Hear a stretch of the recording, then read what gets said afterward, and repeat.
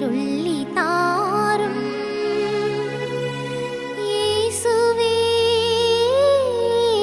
இயேசுவே. நடக்க சொல்லி தாரும் இயேசுவே இயேசுவே. நடக்க சொல்லி தாரும் இயேசுவே இயேசுவே. நடக்க சொல்லி தாரும் இயேசுவே இயேசுவே. நடக்க சொல்லி தாரும் இயேசுவே இயேசுவே.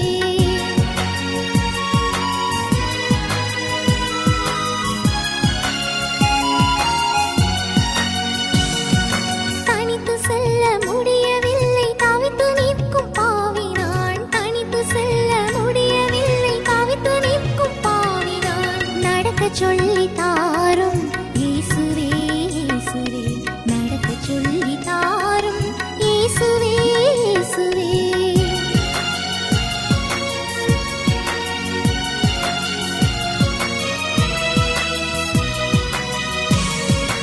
இருள் நிறைந்த உலகம் இது துன்பம் என்னை நெருக்குதே. இருள் நிறைந்த உலகம் இது துன்பம் என்னை நெருக்குதே. அருள் பெருகும் ஒளியாகி அன்பு தந்த தேவனே. அருள் பெருகும் ஒளியாகி அன்பு தந்த தேவனே. நடக்க சொல்லி தாரும் இயேசுவே இயேசுவே. நடக்க சொல்லி தாரும் இயேசுவே இயேசுவே.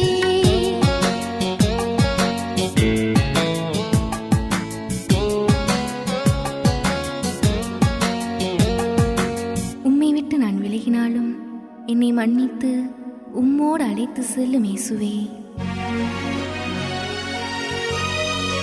அடம் பிடித்து விலகிடுவேன் கருணையோடு மன்னியும். அடம் பிடித்து விலகிடுவேன் கருணையோடு மன்னியும். கரம் பிடித்து உம்முடனே அழைத்து செல்லும் இயேசுவே. கரம் பிடித்து உம்முடனே அழைத்து செல்லும் இயேசுவே. நடக்க சொல்லி தாரும் இயேசுவே இயேசுவே. நடக்க சொல்லி தாரும் இயேசுவே இயேசுவே. நடக்க சொல்லி தாரும் இயேசுவே இயேசுவே. நடக்க சொல்லி தாரும் இயேசுவே இயேசுவே.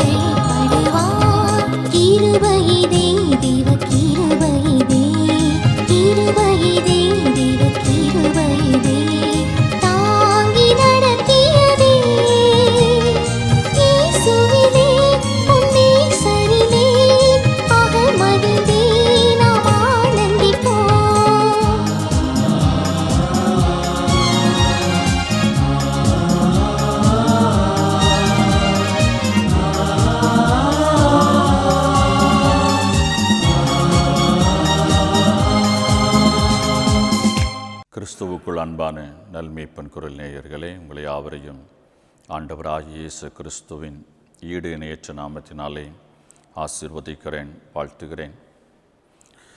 ஆண்டவராகிய இயேசு கிறிஸ்துவின் உயிர்த்தெழுதலின் பண்டிகையை ஆசரித்து முதலாவது வாரத்திற்குள் நாம் பிரவேசித்திருக்கிறோம்.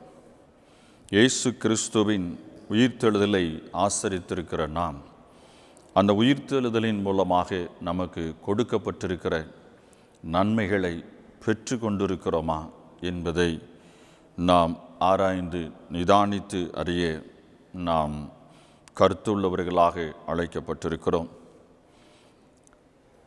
ரோமர் 5வது அதிகாரம் 18-19 வசனங்களை நான் வாசிக்கிறேன்.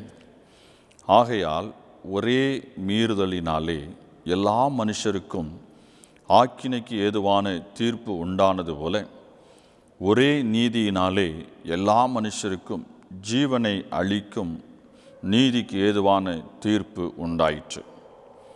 அன்றியும் ஒரே மனுஷனுடைய கீழ்ப்படியாமையினாலே அநேகர் பாவிகள் ஆக்கப்பட்டது போல, ஒருவருடைய கீழ்ப்படிதலினாலே அநேகர் நீதிமான்களாக்கப்படுவார்கள் என்பது. நாம் வாசிக்கிட்ட வேத பகுதியிலே ஆண்டவராகிய இயேசு கிறிஸ்துவை குறித்து அங்கே சொல்லப்பட்டிருக்கிறது. ஆதியிலே ஆதாம் ஏவாள் செய்த பாவத்தின் நிமித்தம் பரமபிதாவாகிய யெகோவா கூட பிதாவோடு கூட மனிதன் கொண்டிருந்த ஐக்கியம் அங்கே சீர்குலைந்து போயிற்று. குளிர்ந்த வேளையிலே, சாயங்கால வேளையிலே தேவனாகிய கர்த்தர் தாம் படைத்த இந்த ஆதாமோடும் ஏவாளோடும் ஏதேன் தோட்டத்திலே தினமும் அவர் சஞ்சரித்து கொண்டிருந்தார் என்று சொல்லி நாம் பார்க்கிறோம்.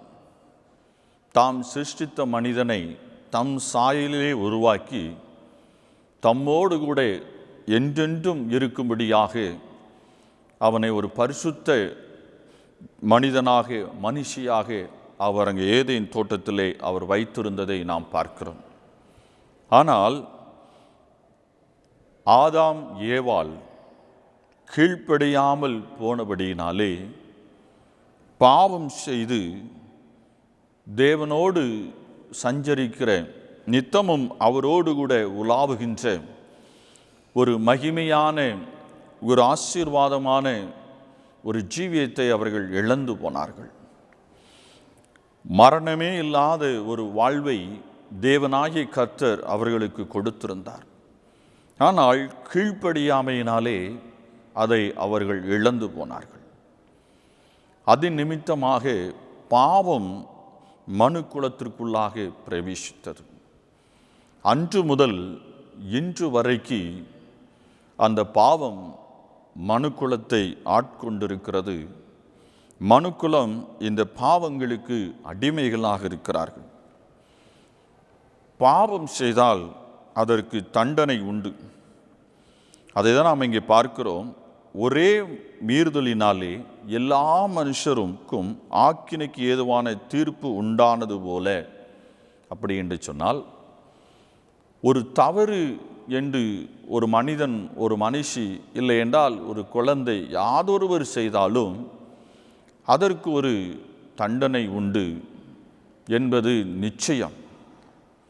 ஏனென்றால் தவறு செய்கின்றவர்கள் அந்த தவறிலிருந்து திருந்துவதற்கு, தன் தவறை உணர்வதற்கு தண்டனை என்கின்ற ஒரு பிரம்பு கையாளப்படுகின்ற பொழுது அது அவர்கள் செய்த தவறை உணர்த்தி அந்த தவறை மீண்டும் அவர்கள் செய்யாதபடிக்கு அவர்களை வழிநடத்துகிறதாக அங்கே இருக்கிறது. அப்படி இருக்கும் பொழுது மனிதன் கீழ்ப்படியாமை என்கின்ற ஒரு பெரும் பாவத்தை செய்கின்ற பொழுது அதற்கும் தண்டனை உண்டு. அந்த தண்டனை ஆக்கினை தீர்ப்பு, அக்கினி கடல் என்று சொல்லி நாம் வேதத்திலே பார்க்கிறோம். கீழ்ப்படியாமைக்கு இவ்வளவு பெரிய தண்டனையா என்று சொல்லி நாம் கேட்கக்கூடும். கீழ்ப்படியாமை என்பது ஒரு சாதாரணமான ஒரு பாவம் அல்ல. அது எல்லா பாவத்துக்கும் ஒரு ஊற்றுக்கண்ணாக இருக்கிறது. மனிதன் எப்பொழுது கீழ்ப்படியாமல் போகிறானோ அப்பொழுது அவன் திரளான பாவங்களை செய்வதற்கு அவன் தன்னை அடிமையாக விற்று போடுகிறான். இந்த கீழ்ப்படியாமை தான் மற்ற எல்லா பாவங்களுக்கும் ஒரு ஊற்றுக்கண்ணாக அங்கே இருக்கிறதை நாம் பார்க்க முடியும். அப்படி இருக்கின்ற பொழுது மனிதன் ஆக்கினைக்குள்ளாக தீர்க்கப்பட வேண்டும், அவன் நித்திய நரகத்துக்குள்ளாக அவன் தள்ளப்பட வேண்டும் என்பது எப்பொழுது மனிதன் கீழ்ப்படியாமல் போனானோ அப்பொழுதே அந்த தண்டனைக்கு அவன் உட்படுத்தப்படுகிறதை நாம் பார்க்கிறோம். ஆனால் அந்த தண்டனையிலிருந்து மனுக்குலத்தை மீட்டெடுப்பதற்காக ஆண்டவராக இயேசு கிறிஸ்து இந்த பூமிக்கு மனுக்குலமாக மனுஷகுமாரனாக அவர் வந்தார். அவர் வந்து மனுக்குலத்தினுடைய மீட்புக்காக ஆதாம் மூலமாக, ஆதாமின் கீழ்ப்படியாமையின் மூலமாக மனிதனுக்குள் வந்த பாவத்தை நிவர்த்தி செய்யும்படியாக அந்த ஒரே மனிதனுடைய மீறுதலினாலே மனிதனுக்கு கொடுக்கப்பட்ட அந்த ஆக்கினை தீர்ப்பிலிருந்து அவர்களை மீட்டெடுக்கும்படியாக ஆண்டவராக இயேசு கிறிஸ்து இந்த உலகத்துக்கு வந்தார். அவர் இந்த உலகத்துக்கு வந்த அந்த பிரதான நோக்கத்தை கல்வாரி சிலுவையிலே நிறைவேற்றினபடியினாலே நாம் இயேசு கிறிஸ்துவின் உயிர்த்தெழுதலை நாம் பண்டிகையாக ஆசரித்திருக்கின்றோம். அப்படியானால் அந்த பண்டிகையை ஆசரித்த நாம் நித்திய ஆக்கினை தீர்ப்பிலிருந்து, அந்த தண்டனையிலிருந்து விடுதலை பெற்றிருக்கிறோமா என்பதை நாம் நிதானித்து அறிய வேண்டும். ரோமர் 6வது அதிகாரத்திலே 6ஆம் வசனம் சொல்லுகிறது, நாம் இனி பாவத்துக்கு ஊழியம் செய்யாதபடி பாவ சரீரம் ஒழிந்து போகும் பொருட்டாக நம்முடைய பழைய மனுஷன் அவரோடு கூட சிலுவையில் அறையப்பட்டதென்று அறிந்திருக்கிறோம். மரித்தவன் பாவத்துக்கு நீங்கி விடுதலையாக்கப்பட்டிருக்கிறானே என்று அங்கே சொல்லப்பட்டிருக்கிறது. இயேசு கிறிஸ்து சிலுவையில் அறையப்பட்டதன் மூலமாக நம்முடைய பாவங்களுக்கெல்லாம் அவர் பரிகாரம் செய்து விட்டார். இயேசு கிறிஸ்து இந்த உலகத்திற்கு மனுஷகுமாரனாக வருவதற்கு முன்பும் அவர் வந்ததற்கு பின்பும் மனிதன் செய்த எல்லா பாவங்களுக்கும் பரிகாரம் செய்தாயிற்று. இப்பொழுது சத்ருவானவன் இல்லை என்றால் உலகத்தில் இருக்கின்ற இன்னொரு மனிதர்கள் நம்முடைய பாவங்களை நமக்கு அடையாளம் காட்டி சுற்றி காட்டி நீ ஒரு பாவி என்று நம்மை சொல்ல முடியாது. ஏனென்றால் இயேசு கிறிஸ்து எல்லா பாவங்களுக்கும் பரிகாரம் செய்து விட்டார். இன்று தாயின் கருவில் ஒரு குழந்தை உருவாயிருக்கிறது. இன்னும் சில மாதங்களில் அந்த குழந்தை இந்த உலகத்துக்கு வரப்போகிறது என்றாலும் அந்த குழந்தையினுடைய பாவங்களையும் இயேசு கிறிஸ்து சுமந்து தீர்த்து விட்டார் சிலுவையிலே. ஆகவே இனி மனிதனை, மனுஷியை பாவி என்று சொல்லுவதற்கு இந்த உலகத்திலே யாதொன்றுக்கும் அதிகாரமும் வலிமையும் கிடையாது. சத்ருவானவனுக்கு அதிகாரமும் வலிமையும் கிடையாது.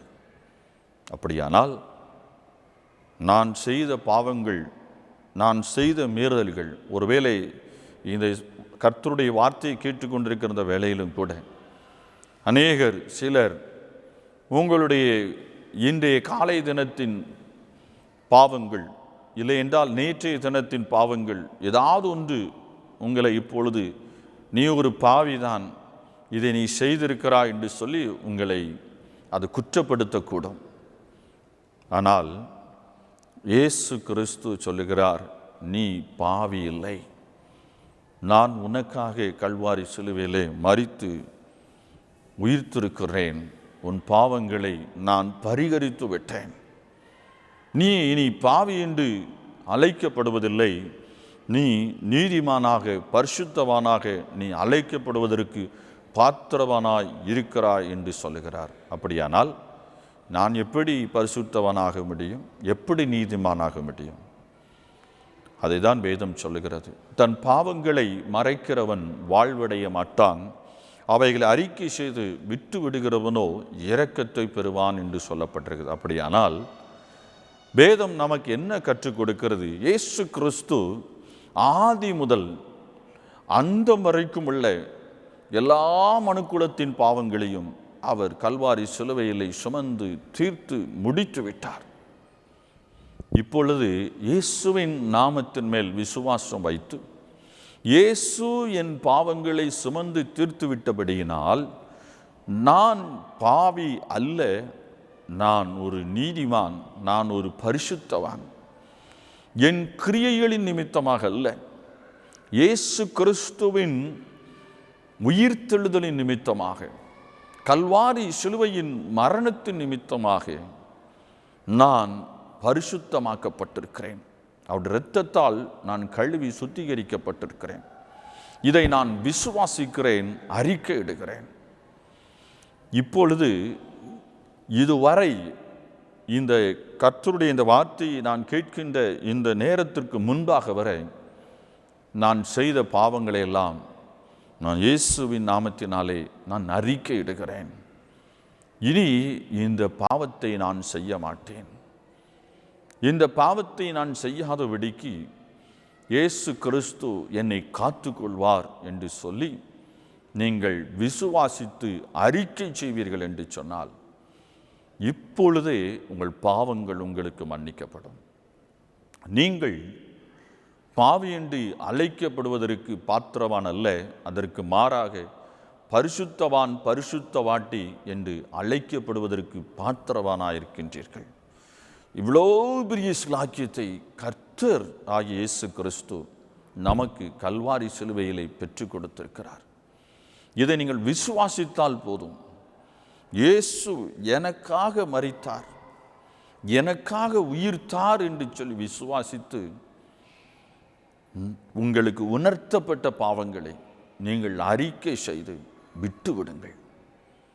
கர்த்தர் உங்களை பரிசுத்தமாக்க வல்லவராயிருக்கலாம். ஒருவேளை உங்கள் பாவங்களை இந்த உலகத்தில் உள்ள மனிதர்கள் பார்த்திருக்கலாம், உங்கள் மீறுதல்களை அறிந்திருக்கலாம். அவர்கள் உங்களை பார்க்கின்ற பொழுது நீ ஒரு பாவி, இவள் ஒரு பாவி, இவன் ஒரு பாவி, இவன் ஒரு அக்கிரமக்காரன், இவன் ஒரு மீறுதல்காரன் என்று சொல்லலாம். அது உங்களை வேதனைப்படுத்தக்கூடும். ஆனால் என் ஆண்டவராகிய இயேசு உங்களை பார்த்து சொல்லுகிறார், நீ என்னை விசுவாசிக்கிறாய் அல்லவா, இனி நான் பாவம் செய்ய மாட்டேன் என்கின்ற ஒரு உடன்படிக்கையை என்னோடு கூட நீ பண்ணிக்கொள். நீ இந்த வேதத்தை வாசிக்கின்ற பொழுது நீ செய்த என்னென்ன பாவங்கள் உண்டோ அதெல்லாம் உனக்கு அடையாளம் காட்டி கொடுப்பேன். அதெல்லாம் ஒன்றொன்றாய் நீ அறிக்கை செய்து கொண்டிரு. இனி அந்த பாவத்தை நீ செய்யாதே, நீ செய்யாமல் இருப்பேன் என்று சொல்லி என்னோட உடன்படிக்கை பண்ணு. என் பேரிலே, என் நாமத்தின் பேரிலே நீ பரிசுத்தவான் பரிசுத்தவாட்டி. இனி உலகம் உன்னை என்ன சொன்னாலும் பரவாயில்லை, நான் என்னுடைய பரிசுத்த ஜனமாக, என் பரிசுத்த மகளாக, என் பரிசுத்த மகனாய் உன்னை நான் அங்கீகரித்திருக்கிறேன். இனி இந்த பாவத்தின் நிமித்தம் உண்டான தண்டனை, ஆக்கினை, தீர்ப்புகள் அத்தனையிலிருந்தும் நான் உன்னை முழுமையாக விடுதலையாக்குகிறேன். நீ விடுதலை அடைந்திருக்கிறாய். நீ செய்த பாவத்தை நீ அறிக்கை செய்தபடினாலும், நீ அதை விட்டு விட்டபடினாலும் அந்த பாவத்திற்கு உண்டான ஆக்கினை தீர்ப்பு இனி உன்மேல் வருவதில்லை. உனக்கு நித்திய வாழ்வை, ஆதியிலே ஆதாம் ஏவாள் இழந்ததை நான் உனக்கு நித்திய காலமாய் தருவேன். நீ என்னோடு கூட நித்திய காலமாய் வாழுகிற பாக்கியத்தையும் சிலாக்கியத்தையும் நான் உனக்கு தருவேன். அது மாத்திரமல்ல, இந்த உலகத்திலே உன்னை அடிமைப்படுத்தி வைத்திருக்கிற வியாதிகள், பொருளாதார நெருக்கடிகள், இந்த உலகத்தில் இருக்கிற அநேக நிபச்சொற்கள், அவகாரியங்கள், இதெல்லாவற்றிலிருந்து உன்னை விடுதலையாக்கி உன்னை ஆசீர்வதிப்பேன் என்று சொல்லுகிறார். ஆகவே எனக்கு அருமையான கர்த்தருடைய பிள்ளையே, இந்த கர்த்தருடைய வார்த்தையை நீ விசுவாசித்து அறிக்கை செய். இப்பொழுது நீ விடுதலை பெறுவாய். கர்த்தருடைய ஆசீர்வாதம் உன்னிலும் உன் சந்ததியிலும் நின்றென்றும் நிலைத்திருக்கும். நாம் கண்களை மூடி ஜெபம் செய்வோம். எங்களை நேசிக்கின்ற எங்கள் அன்பின் ஆண்டவரே, நம்முடைய உயிர்த்தெழுதலின் பண்டிகையை ஆசரித்திருக்கின்ற இந்த வேளையிலே, இந்த நாட்களிலே, இந்த காலங்களிலே நீர் எங்களோடு கூட இந்த நாளில் பேசியிருக்கிறேன். நீர் மனிதனோடு கூட ஆதியில் கொண்டிருந்த அந்த ஐக்கியத்தையும் ஆண்டவரே மீண்டும் அதை புதுப்பித்து கொள்ளும்படியாக கல்வாரி சிலுவையிலே தன் ஜீவனை கொடுத்து இரத்தத்தை எல்லாம் சிந்தி 3ஆம் நாளில் உயிரோடு நீ எழுந்திருக்கிறேன். அது நிமித்தமாய் எல்லா பாவங்களும் அங்கே மன்னிக்கப்பட்டு எல்லா பாவத்துக்கும் பரிகாரம் செய்தாயிற்று. இதோ உம்முடைய பாதத்தில் நின்று என் பாவங்களை எனக்கு மன்னியும், என் பாவத்திலிருந்து என்னை விடுதலையாக்கும், நான் ஒரு பரிசுத்தவானாய் பரிசுத்த வாழ்க்கையாய் நான் வாழ எனக்கு உதவி செய்யும் என்று சொல்லி இனி நான் பாவம் செய்ய மாட்டேன் என்று உம்மோட உடன்படிக்கை பண்ணுகிற அந்த பிள்ளைகள் மேல் பரிசுத்த ஆவியை பொழிந்து அபிஷேகம் பண்ணி இனி இவர்கள் பாவம் செய்யாதபடி இவர்கள் வாழ்நாள் முழுவதும் பரிசுத்தமான்களாய் பரிசுத்தவாட்டிகளாய் ஜீவித்து இந்த உலகத்திலே அவர்களை சூழ்ந்திருக்கிற வியாதிகள், பலவீனங்கள், நிந்தனைகள், நெருக்கடிகள், அவமானங்கள், இன்னும் பலவிதமான நெருக்கடிகள், சஞ்சலங்கள், இவை எல்லாவற்றிலிருந்து ஒவ்வொரு பிள்ளைகளையும் விடுதலையாக்கி நீர் ஆசீர்வதிப்பீராக. நம்முடைய பரத்தின் நன்மையினால் இந்த பூமியிலே வாழ்கிற நாட்கள் முழுவதும் அந்த ஆசீர்வாதத்தை பெற்றுக்கொள்ளவும் பின்பு நித்திய வாழ்வுக்குள் பிரவேசிக்கவும் நீர் கிருபை தாரும். சகலத்தையும் உடைய கரத்தில் ஒப்பு கொடுக்கிறேன். அறிக்கை செய்த பிள்ளைகளை ஆசீர்வதித்தருளும். இயேசுவின் நாமத்தில் ஜெபிக்கிறோம் வல்லமுள்ள பிதாவே, ஆமென்.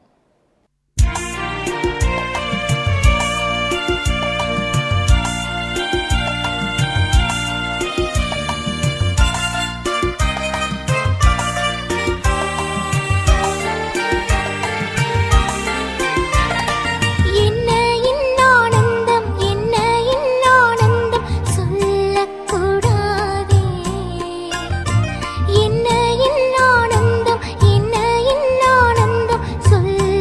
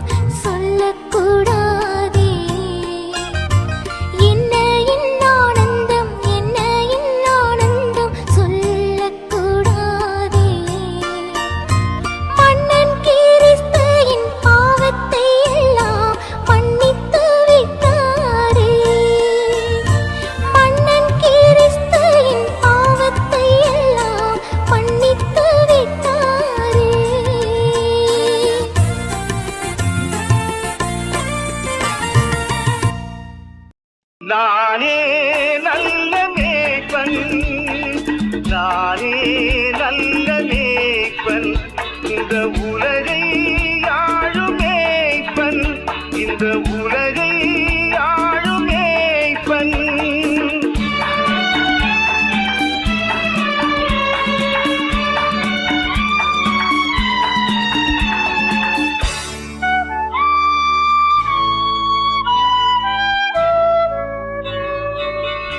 மந்தை மேய்க்கும் மேய்ப்பனாய், இசையான மைந்தனாய், மந்தை மேய்க்கும் மேய்ப்பனாய், இசையான மைந்தனாய், இதை நீக்கும் நேசனாய், இதை நீக்கும் நேசனாய் வந்தேன் சொந்தமாய்.